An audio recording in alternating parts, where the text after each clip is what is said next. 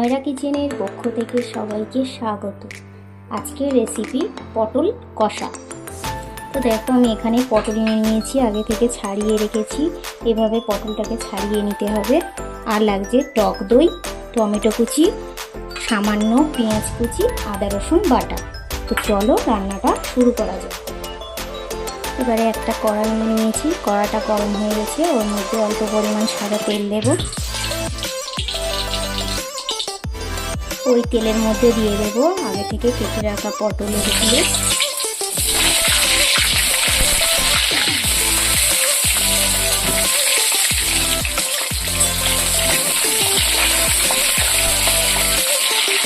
পটলগুলো ভাজা হয়ে গেছে, এবারে তুলে নেব। এবার ওই তেলের মধ্যে দিয়ে দেব অল্প গোটা জিরে, একটা তেজপাতা আর অল্প পরিমাণ পেঁয়াজ কুচি।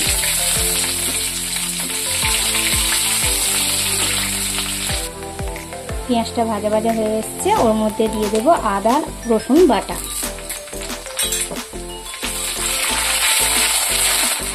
ওর মধ্যে দিয়ে দেব হলুদ গুঁড়ো,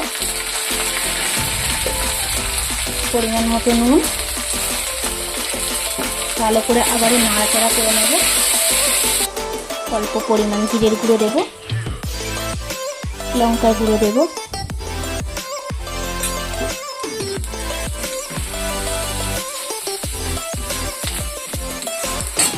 কুচনো টমেটো দেব।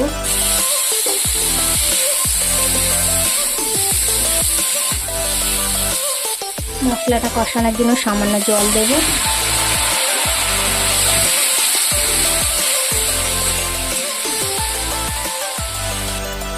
দেখো আমার মশলা কষানো হয়ে এসছে। এর মধ্যে এবার দিয়ে দেবো আগে থেকে ফেটে রাখা টক দই।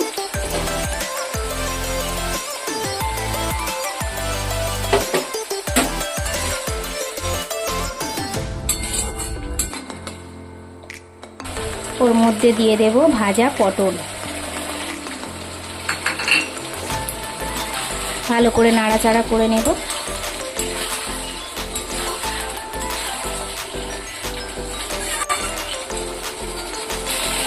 কষানো হয়ে এসছে, সামান্য জল দেব।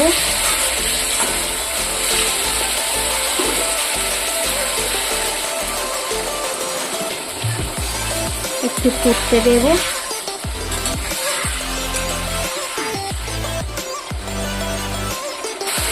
রেডি হয়ে গেল পটল কষা।